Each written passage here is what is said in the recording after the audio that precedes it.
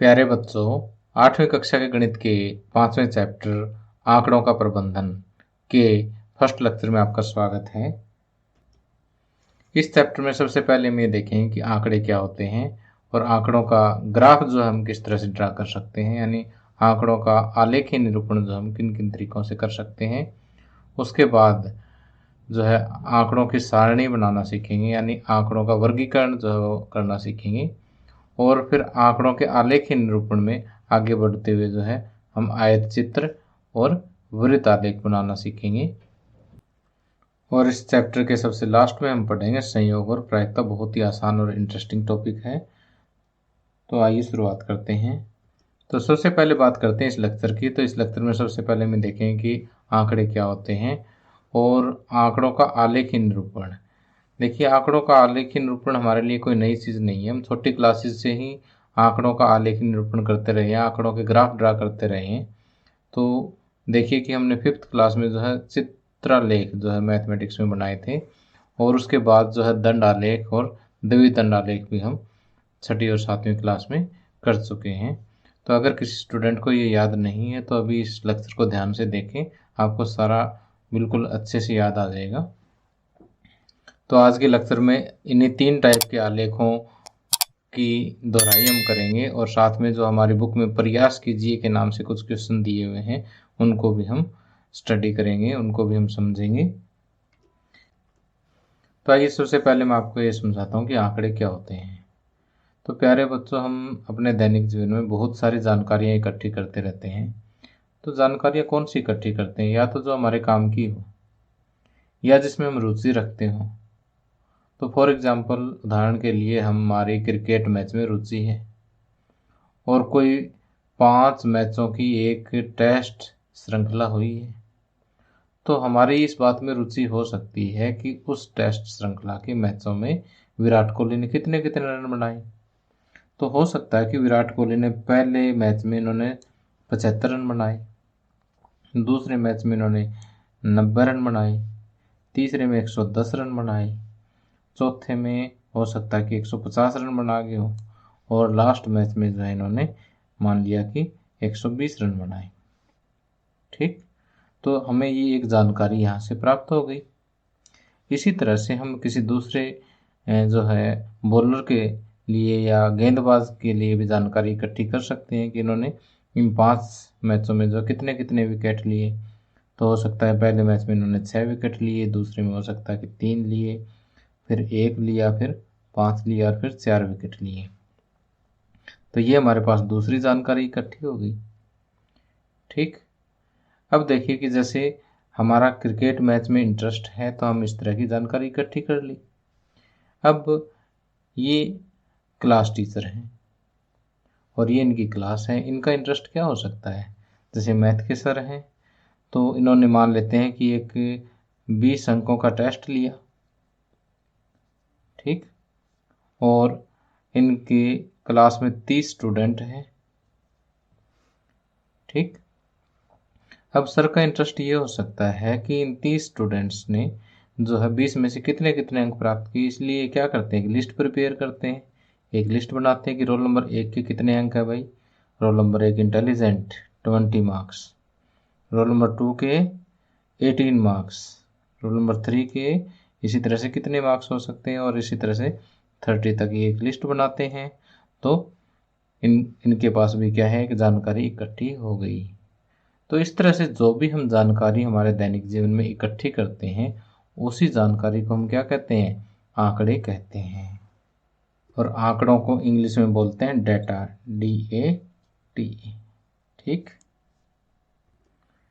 अब देखिए कि आगे आता है आंकड़ों का आलेखीय निरूपण। आलेखीय निरूपण, आलेखीय का मतलब होता है आलेख के रूप में, ग्राफ के रूप में, निरूपण मतलब उसको दर्शाना। ठीक है, जैसे आंकड़े आपको पता ही लग गया कि जो जानकारी हम इकट्ठी करते रहते हैं उनको आंकड़े कहते हैं। और उनका आंकड़ों को जो है ऐसे हमने देखा कि हम अंकों में भी दिखा सकते हैं, इसको हम चित्र या ग्राफ के रूप में भी दिखा सकते हैं। तो जैसे यहाँ पर ये आपको एक कोई आंकड़े दिखा रखे चित्रों के रूप में। ठीक है, तो इस तरह से चित्र के रूप में जो हम आंकड़े दिखाते हैं ना उसको कहते हैं चित्रालेख, यानी चित्र प्लस आलेख। ठीक, या इंग्लिश में इसको कहते हैं पिक्टोग्राफ, यानी पिक्चर के रूप में जो ग्राफ होता है इसको पिक्टोग्राफ कहते हैं। ठीक, तो देखिए कि एक कोई भी ये फैक्ट्री है, ठीक, ये फैक्ट्री जो है क्या बनाती है, कार बनाती है। क्या बनाती है, कार बनाती है। और हमारे पास आंकड़े क्या है, 3 महीने, जुलाई, अगस्त और सितंबर में इन्होंने कितनी कितनी कार बनाई। ठीक, तो जैसे मैंने ये पिक्चर दिखा के और क्लास में पूछा, हाँ बच्चों बताओ भी जुलाई में फैक्ट्री ने कितनी कार बनाई, बच्चे ने कहा जी 1 2 2.5 कार बनाई है जी। तो 2.5 नहीं है बेटा, ऊपर देखो इसको कि ये जो एक पिक्चर जो है ना वो किसको रिप्रेजेंट कर रहा है, 100 कार को रिप्रेजेंट कर रहा है ये। यानी ये जो दिखाई तो एक चित्र दे रहा है लेकिन है कितनी कार, ये 100 कार हैं। तो जुलाई के महीने में 100, 200 और ये होगी 50, क्योंकि आधी कार दिखाई दे रही ना, तो ये 50 है। तो 100, 200 और 50, 250 कारें जो हैं जुलाई महीने में इन्होंने बना दी है। अब अगस्त में बताओ कितनी होगी, 100, 200, 300। ठीक, कितनी कारें होगी, 300 होगी। ठीक, और सितंबर में 100, 200, 300 और 400 कारें होगी। कितनी होगी, 400 कारें। ठीक, तो अब ये पूछता है कि जुलाई के महीने में कितनी कारों का उत्पादन हुआ। जुलाई में देखो कितनी कारों का उत्पादन हुआ, 250। कितना, 250 कारों का। और किस महीने में कारों का अधिकतम उत्पादन हुआ, देखो चित्र को देखते ही पता लग जाता है, जहां पर सबसे लंबी लाइन उसी महीने में सबसे ज़्यादा कारों का उत्पादन। तो सितंबर महीने में कारों का सबसे अधिक उत्पादन हुआ। सितंबर महीने में कारों का सबसे अधिक उत्पादन हुआ है। तो अब आपको समझ आ गया ना कि चित्रालेख क्या होता है, पिक्टोग्राफ क्या होते हैं। तो यही चीज़ें हैं, ये हमने छोटी क्लास में पढ़ी होगी, पढ़ी है, याद भी आ गया होगा ना आपको। अब देखिए कि आंकड़ों को दर्शाने के लिए देखिए कि चित्रालेख के बाद मैं आपको बताता हूँ दंड आलेख। अब चित्रालेख में क्या कमी थी कि जैसे ऐसे चित्र बनाना जो है ना थोड़ा सा मुश्किल होता है, तो इसलिए जो है उसको आसान करने के लिए हम क्या करते हैं, दंड आलेख बनाते हैं। तो यहाँ पर ये जो दंड आलेख है ना, इसमें 2 एक्सिस बनाने होते हैं हमें ग्राफ पेपर पे। जैसे ये एक इस तरह से सीधी लाइन, इसको बोलते हैं हम एक्स एक्स। क्या बोलते हैं, एक्स एक्स बनाते हैं। और जो इस तरह से खड़ी लाइन है ना, इसको बोलते हैं वाई एक्स। क्या बोलते हैं, वाई एक्स।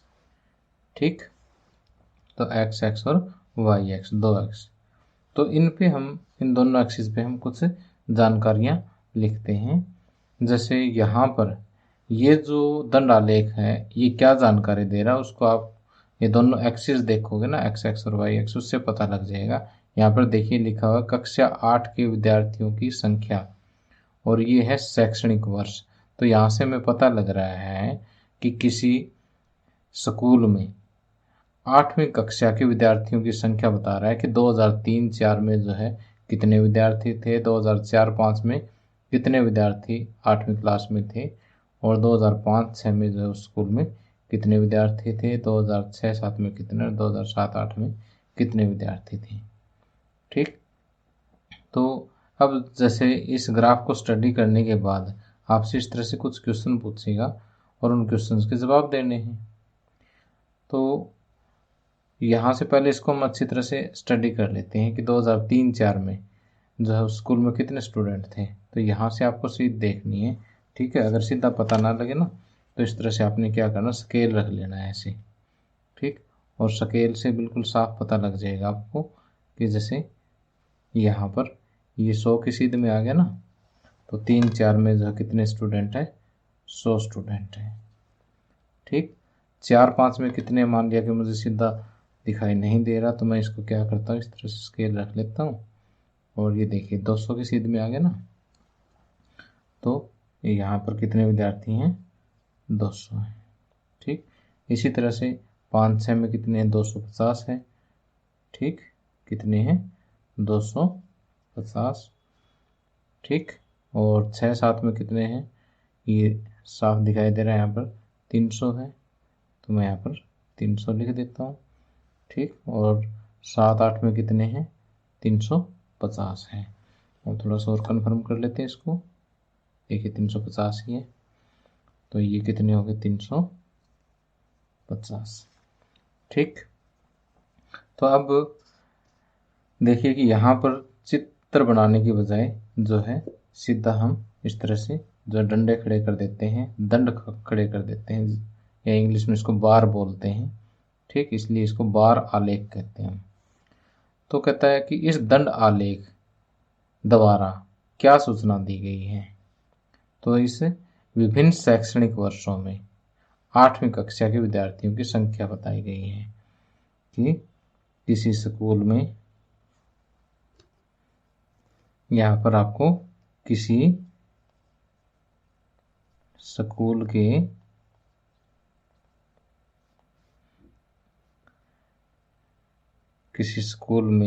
विभिन्न शैक्षणिक वर्षों में, विभिन्न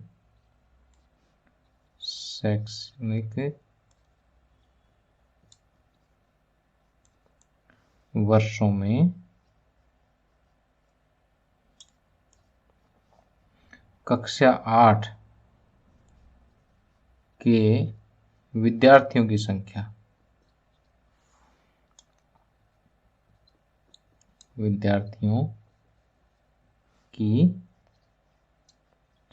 बताई गई है।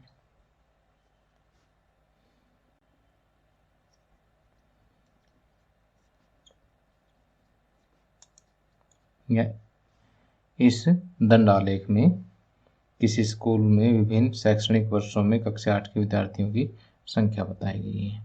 ठीक, अब पूछता किस वर्ष में विद्यार्थियों की संख्या में अधिकतम वृद्धि हुई है। वृद्धि किस में अधिकतम हुई है, ये देखो, यानी कि सबसे ज़्यादा कौन सा है। तो यहाँ पर आपने क्या देखना है कि किस वर्ष में अधिकतम वृद्धि हुई है, बड़े कौन से में ज़्यादा है। तो यहाँ पर देखिए 100 से 200 हुए, तो यहाँ पर कितने की बढ़ोतरी होगी, 100 की बढ़ोतरी होगी, 100 की वृद्धि हो गई। यहाँ पर 200 से 250 यानी 50 की वृद्धि हुई, यहाँ पर भी 50 की वृद्धि हुई। ठीक, और यहाँ पर भी 50 की वृद्धि हुई। ठीक है, 300 से 350 हुए ना। तो अधिकतम वृद्धि जो है कब हुई, 2004-05 में। ठीक, तो यहाँ पर जैसे मेरे पास थोड़ी जगह कम है, इसलिए मैं इसको थोड़ा सा नीचे ला करके लिख देता हूँ कि 2004-05 में, 2004-05 ही ना, 4-5 है, 2004-05 में विद्यार्थियों की संख्या में अधिकतम वृद्धि, इसको पूरा लिख देना आपने। ओके, और फिर पूछता किस वर्ष में विद्यार्थियों की संख्या अधिकतम है। विद्यार्थियों की संख्या अधिकतम 2007-08 में है। तो इसका जो आंसर है वो आ जाएगा आपका 2007-08 में विद्यार्थियों की संख्या अधिकतम है। अब लो जी, एक क्वेश्चन और प्रकट हो गया यहाँ पर, चलो बता देते हैं, कोई बात नहीं, लगे हाथ। कि बताइए कि यह सत्य है या असत्य है कि 2005-06 में विद्यार्थियों की संख्या 3-4 की संख्या की दुगनी है।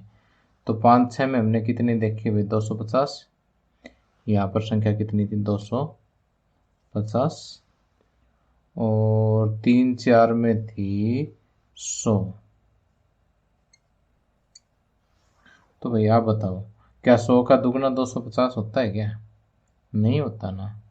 तो इसमें ये क्या है, असत्य है, इसको हम क्या कहेंगे, असत्य, असत्य। ओके,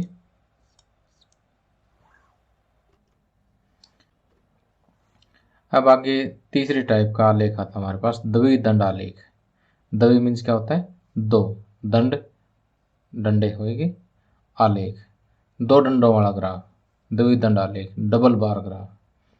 ठीक है, तो अब देखिए कि 2 बार है, इसमें 2 दंड हैं, तो इसका मतलब 2 ग्रुप की हमें जानकारी देगा, 2 चीज़ों की एक साथ इकट्ठी जानकारी हमें देगा ये। ठीक है, 2 चीज़ों की कैसे जानकारी देगा, 2 समूह की कैसे देगा, एक एग्जाम्पल से समझाता हूँ आपको।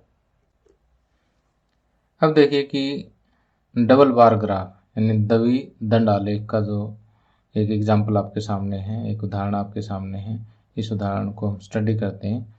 तो यहाँ पर देखिए कि सिंपल दंड आलेख की तरह से यहाँ पर भी हम देखेंगे कि इस एक्स पर आपको क्या दिया और इस एक्स पे आपको क्या दिया हुआ है। तो यहाँ पर आपको जो है कुछ विषय लिखे हुए हैं, गणित, सामाजिक विज्ञान, विज्ञान और अंग्रेजी और हिंदी, यानी यहाँ पर कुछ विषय आपको जो है लिख करके इसने दिए हैं। और दूसरे जो वाई एक्स है इस पर आपको क्या दिया हुआ है कि एक विद्यार्थी द्वारा प्राप्त किए गए अंक। तो यहाँ से हमें ये तो पता लग गया कि इस आलेख के अंदर हमें क्या बताया गया है कि एक विद्यार्थी ने विभिन्न विषयों में कितने कितने अंक प्राप्त किए। लेकिन अब ये भाई दो दो डंडे क्यों खींच दिए, इसके बारे में भी तो कोई जानकारी हमें पता लगे। तो इसके लिए देखिए आपको इस तरह से कुछ और भी दिया होगा, यानी दोनों एक्सिस के अलावा डबल बार ग्राफ के अंदर आपको एक चीज़ और भी देखनी होगी कि ये जो वाइट कलर का दंड है ये हमें क्या बताता है और जो ब्लैक कलर का दंड है ये हमें क्या बताता है। तो यहाँ से देखिए डब्बे में देखिए वाइट कलर है तो 2020-21 यानी पिछले साल की बात कर रहा है, और ये देखिए डब्बी भरी हुई ब्लैक कलर से, इसका मतलब ये 2021-22 की बात कर रहे हैं, यानी इस वर्ष की बात कर रहे हैं। ठीक, तो यहाँ से अब देखो सारी तस्वीर क्लियर होगी कि एक विद्यार्थी ने गणित में पिछले वर्ष कितने अंक प्राप्त किए। भाई यहाँ से सीध देख लो कितने अंक प्राप्त किए हैं, 30। कितने अंक प्राप्त किए, 30 अंक प्राप्त किए। ठीक, और इस साल भाई वाह जी वाह क्या प्रोग्रेस है, 60 अंक प्राप्त कर लिए। कितने अंक प्राप्त कर लिए, 60। इसी तरह से जो है सामाजिक विज्ञान में पिछले साल कितने हैं, 50 हैं, और इस साल कितने हैं, इस बार थोड़े से बड़े 55 है। ठीक है, बाकी स्केल लगा करके आप इसको चेक कर सकते हो। इसी तरह से विज्ञान में, अंग्रेजी में, हिंदी में देख सकते हैं। तो ग्राफ हमारे समझ में आ गया। अब जो नीचे क्वेश्चन दिए उनके उत्तर हम दे सकते हैं। तो पहला है कि इस द्विदंड आलेख में क्या सूचना दी गई है। इस द्विदंड आलेख में 2020-21 तथा 21-22 में एक विद्यार्थी द्वारा विभिन्न विषयों में प्राप्त किए गए अंक जो है उनकी सूचना दी गई है। क्या लिखेंगे कि वर्ष 2020-21 तथा 2021-22 में एक विद्यार्थी द्वारा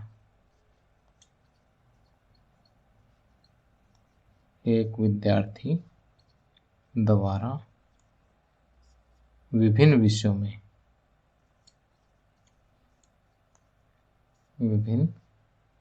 विषयों में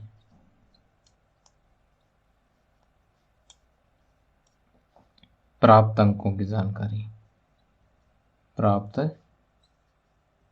अंकों की जानकारी इस आलेख में दी गई है।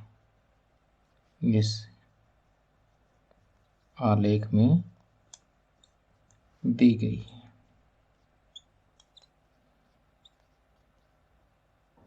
ठीक, अब ये कहता है किस विषय में विद्यार्थी के प्रदर्शन में सबसे अधिक सुधार हुआ। तो देखो भाई सबसे ज़्यादा इम्प्रूवमेंट किस में हुई, सबसे ज़्यादा यहाँ पे आपको दिखाई दे रहा 30 से 60 यानी डबल नंबर हो गए इसके, किस में हुए, मैथमेटिक्स में हुए। तो किस में सबसे अधिक सुधार हुआ, तो हम यहाँ पर लिखेंगे गणित में। किस में सुधार हुआ भाई, गणित में। किस विषय के प्रदर्शन में गिरावट आई, फिर देखो गणित में अंक बढ़े हैं, सामाजिक में बढ़े हैं, विज्ञान में भी इस साल बढ़े हैं, हिंदी में बराबर बराबर रहे हैं, लेकिन अंग्रेजी में गिरावट आई। तो किस विषय के प्रदर्शन में गिरावट आई भाई, वो देख लेते हैं। यहाँ पर मेरे पास जगह, यहाँ लिख देता हूँ। किस में गिरावट आई, अंग्रेजी में। किस में गिरावट आई, अंग्रेजी में गिरावट आई। किस विषय में प्रदर्शन समान रहा, हिंदी में समान रहा है भाई। ठीक है, हिंदी में प्रदर्शन समान रहा है। तो प्यारे बच्चों, अभी तक हम आंकड़ों के आलेख निरूपण में 3 तरह के जो आलेख हैं उनको हम रिवाइज कर चुके हैं। पहला है चित्रालेख, दूसरा दंड आलेख और तीसरा द्विदंड आलेख। अब इन्हीं आलेखों के आधार पर हमें हमारी एनसीईआरटी बुक के पेज नंबर 75 पर कुछ क्वेश्चन दिए हुए हमें प्रयास करने के लिए। तो इनको प्रयास कीजिए नाम का एक बॉक्स आपको मिलेगा और उसमें ये क्वेश्चन है। ठीक है, मैं फटाफट इनको सोल्व करवा देता हूँ। अब देखिए कि यहाँ पर हमें प्रयास करने के लिए जो पहला क्वेश्चन दिया हुआ है, ये कहता है कि दी हुई सूचना को निरूपित करने के लिए एक उपयुक्त आलेख खींचिए। तो यहाँ पर देखिए कि आपको विभिन्न महीनों में बेची गई घड़ियों की संख्या दिखा रखी है कि जुलाई में 1000 घड़ियाँ बेची गई, अगस्त में 1500 घड़ियाँ बेची गई, सितंबर में भी 1500 घड़ियाँ, अक्टूबर में 2000, नवंबर में 2500 और दिसंबर में 1500 घड़ियाँ बेची गई हैं। इनको हमें एक उपयुक्त आलेख, पहले तो ये सोचिए कि आलेख उपयुक्त कौन सा है। अभी तक हमने 3 ही देखे, चित्रालेख और दंड आलेख और दूसरा द्विदंड आलेख।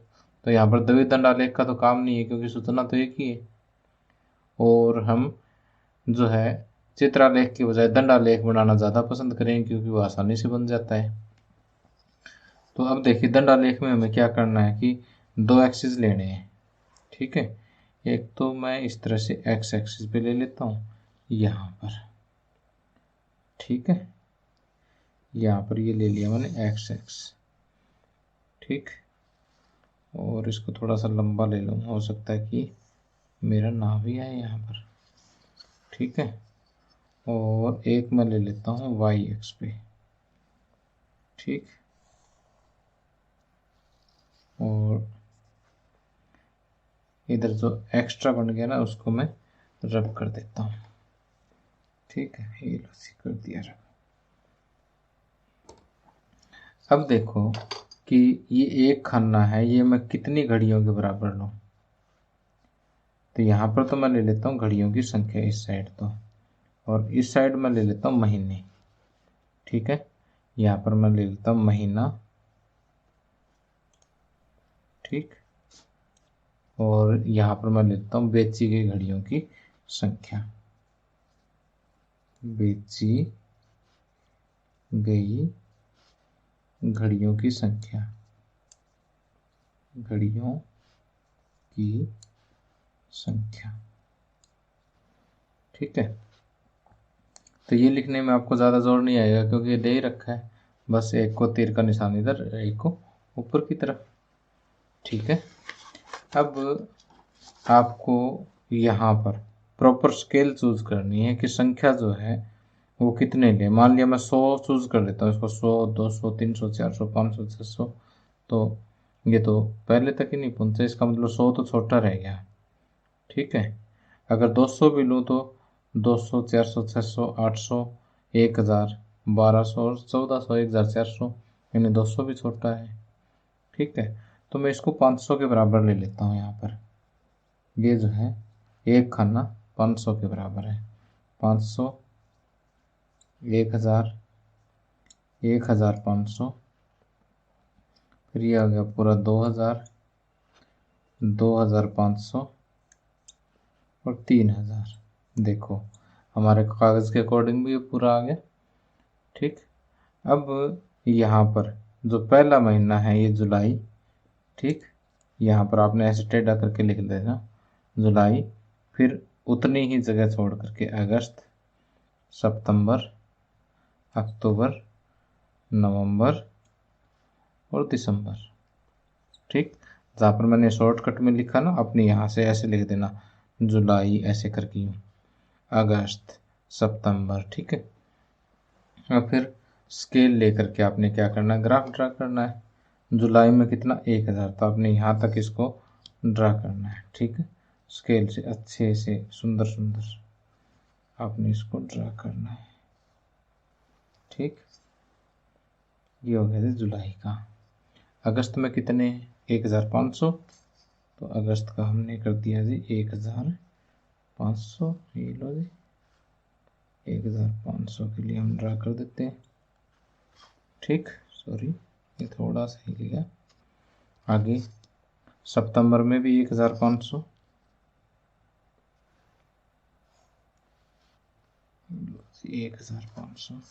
सितंबर के लिए है। और अक्टूबर 2000 है पूरा, अक्टूबर में पूरा 2000 तक है। ठीक, स्केल से आपने ड्रा करना है। और ये लो जी पूरा 2000। ठीक, और नवंबर में 2500, नवंबर में 2500। ठीक है, तो चलो इसको भी मैं ड्रा कर देता हूँ फटाफट। ये लो जी। ठीक, और दिसंबर में आ गया वापस 1500, दिसंबर में 1500, तो 1500 तक।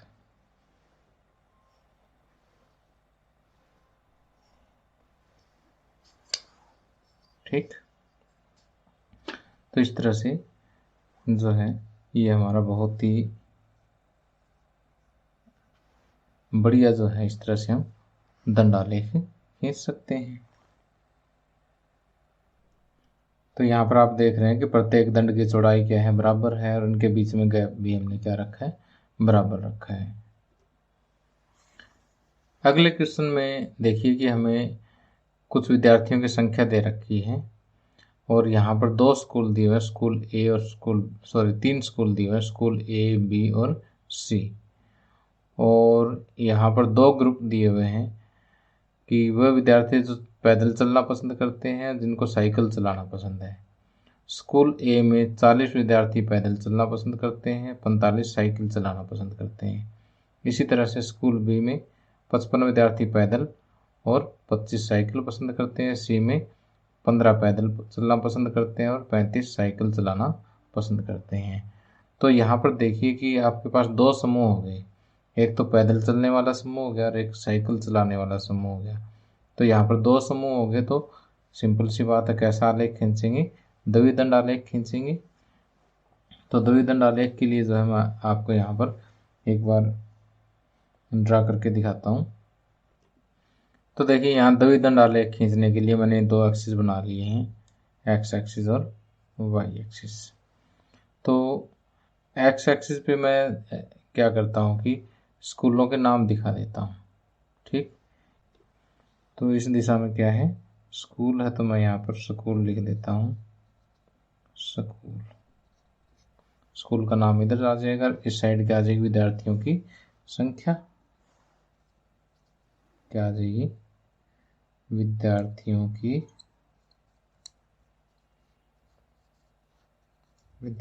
की संख्या, ये इस साइड आ जाएगी, कोई प्रॉब्लम नहीं है हमें। तो अब तीसरा पैरामीटर रह गया कि पैदल चलना और साइकिल चलाना। तो यहाँ पर मैं ऐसे करके 2 बॉक्स लगा देता हूँ। एक जो खाली बॉक्स है ये पैदल का हो गया।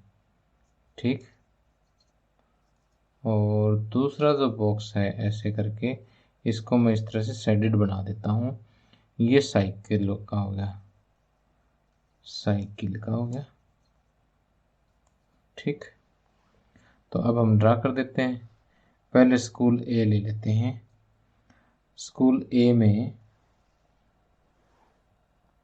यहाँ पर आपको दिया होगा कि 40 और 45। तो पहले यहाँ पर हम डाटा अपना मार्क कर लेते हैं कि अगर मैं करता हूँ 5, 10, 15, 20, 25, 30, 35 तो पूरा नहीं आएगा। तो मैं करता हूँ 10 और 20, 30, 10, 20, 30, 40, 50, 60 और 70। ठीक है, और स्कूल ए का पैदल का डाटा आपको शो कर रहा है 40, तो पैदल दिखा दिया मैंने 40। ठीक है भाई, और पैदल को खाली दिखाना है। और साइकिल चलाते हैं 45, स्कूल ए के साइकिल चलाते हैं 45, 40 और 50 के बीच में 45 हो गया। लेकिन ये साइकिल वाला है तो इसको मैं क्या करता हूँ, इस तरह से शेडेड दिखा देता हूँ, क्योंकि साइकिल वाले को शेडेड दिखाना है। अब स्कूल बी, ठीक है, अब इसी तरह से हम क्या करेंगे, स्कूल बी दिखा देंगे। स्कूल बी में पैदल वाला है 55, तो पैदल वाले 50 और 60 के बीच में यानी 55 है भाई। तो ये लो जी, पैदल वाले हो गए 55। ठीक, और साइकिल वाले हो गए 25।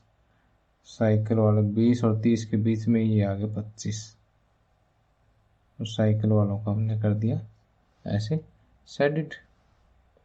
और स्कूल सी में पैदल है 15। स्कूल सी में पैदल हो गए 10 और 5 से 15।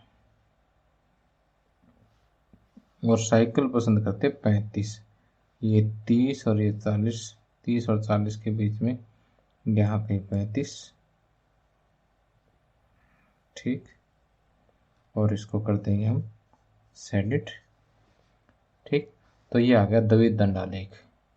तो आपने क्या करना है, इसको अपने ग्राफ पेपर लेकर के पेंसिल और स्केल की हेल्प से साफ साफ बनाना आपने। ठीक है, मैंने तो ये फ्री हैंड बना दिया, थोड़ा सा समय भी बचाना होता है ना।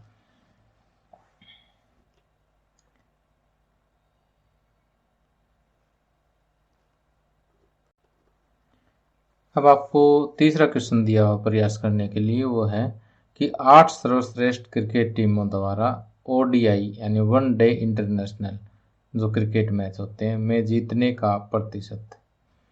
तो देखिए 8 टॉप मोस्ट टीमें दी हुई, दक्षिण अफ्रीका है, Australia, Sri Lanka, New Zealand, England, Pakistan, West Indies और भारत। ठीक, तो देखिए कि 2000 चैंपियन ट्रॉफी से वर्ल्ड कप 2006 तक, यानी जब से चैंपियन ट्रॉफी हुई है तब से वर्ल्ड कप 2006 तक जो वनडे इंटरनेशनल मैच हुए हैं उनमें से दक्षिण अफ्रीका ने 75% जीते हैं। और 2007 में जो पिछले 10 मैच हुए ना उसमें 78% जीते हैं। और इसी तरह से ऑस्ट्रेलिया ने 61% और 40%। इसी तरह से श्रीलंका, न्यूजीलैंड और ऐसे चलते हुए भारत ने जो है चैंपियन ट्रॉफी से 2006 तक जीते हैं 43% और 2007 में पिछले 10 मैचों में जीते हैं 56%। ठीक, तो इनका आपने क्या करना है, एक ग्राफ बनाना है। कौन सा ग्राफ बनाओगे, देखिए 2 पैरामीटर है तो कैसा बनाओगे, द्विविध दंडालेख बनाओगे। ठीक, तो मैं एक बार आपको हिंट दे देता हूँ, बाकी आप बना लोगे। तो इसके लिए आपने क्या करना है कि इस तरह से 2 एक्सिस आपने लेने हैं। ठीक है, ये वाई एक्सिस है और इस तरह से ये एक्स एक्सिस ले लेना। ठीक, ये एक्स एक्सिस थोड़ा सा लंबा ले लेना क्योंकि 8 टीम में है वो इसी साइड आनी है आपकी। ठीक है, और इस साइड आपने लिखना है कि जीतने का प्रतिशत। ठीक, जीतने का प्रतिशत, और इधर लिखना आपने टीम का नाम, टीम का नाम। ठीक, अब मेरे पास स्क्रीन पे थोड़ी सी जगह कम है इसलिए मैं इसको यहाँ पर शॉर्टकट में लिख देता हूँ कि पहले आपने लिखना है दक्षिण अफ्रीका यानी साउथ अफ्रीका। ठीक, फिर ऑस्ट्रेलिया। तो साउथ अफ्रीका में अब देखो 2 पैरामीटर तो हमने ले लिए, तीसरा क्या है, चैंपियन ट्रॉफी से वर्ल्ड कप 2006 तक। चैंपियन ट्रॉफी से वर्ल्ड कप 2006 तक, यानी ये जो ऊपर ऊपर वाला नाम है ना आपने यहाँ लिख देना है। ठीक, और फिर दूसरा आपने क्या करना है, शेडेड पोर्शन दिखा देना है। 2007 में पिछले 10 ओडीआई, ये वाला नाम आपने क्या कहाँ लिख देना है, यहाँ लिख देना है। ठीक, समझ गए, यानी ये जो ऊपर वाला जो नाम है ना ये वाला 2007 में पिछले 10 ओडीआई।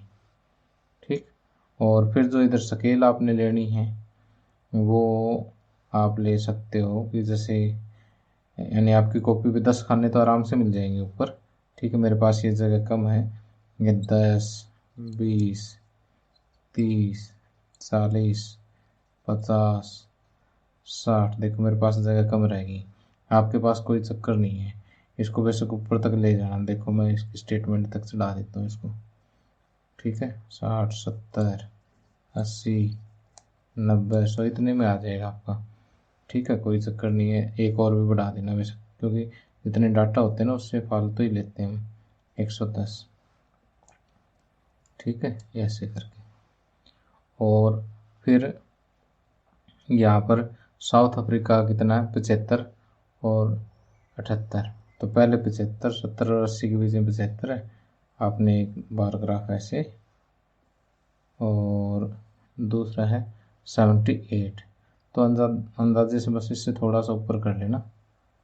ठीक है, वैसे भी आप अगर छोटे ग्राफ वाले कॉपी लेते हो ना तो उसमें 10 खाने होते हैं बीच के, वो बिल्कुल एग्जैक्ट ड्रा कर सकते हो। दूसरा जो है इसको सेंडिड कर देना, जैसे साउथ अफ्रीका का है इसी तरह से आपने ऑस्ट्रेलिया का खींच देना, यहाँ पर ऑस्ट्रेलिया लिख देना ऐसे टेढ़ा करके। फिर आपने श्रीलंका का कर देना है, ठीक है, एक छोड़ देना, जैसे ऑस्ट्रेलिया और इसके बीच में यहाँ पर ये एक छोड़ देना, यहाँ श्रीलंका का आ जाएगा, फिर एक छोड़ के, और फिर यहाँ न्यूजीलैंड का आ जाएगा, फिर एक छोड़ के यहाँ पर इंग्लैंड का आ जाएगा, फिर पाकिस्तान, वेस्ट इंडीज़। ठीक है, इस तरह थोड़ा सा लंबा जाएगा। ग्राफ की कॉपी को ऐसे पोर्ट्रेट में ले लेना, ठीक है, हॉरिजॉन्टल साइड में ले लेना। तो उम्मीद करता हूँ प्यारे बच्चों कि आप ये अच्छी तरह से समझ गए होंगे।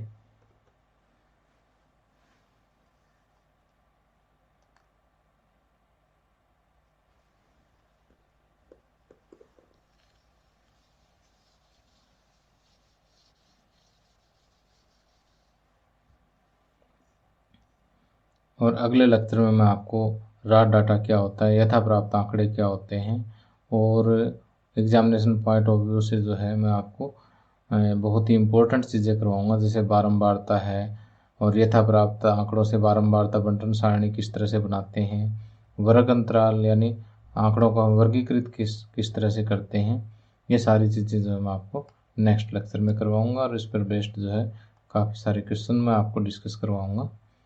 ठीक है, तो उम्मीद करता हूँ आपको ये लेक्चर बहुत पसंद आया होगा, और पसंद आया तो इसे लाइक करें, शेयर करें, सब्सक्राइब करें। Thank you, have a nice day.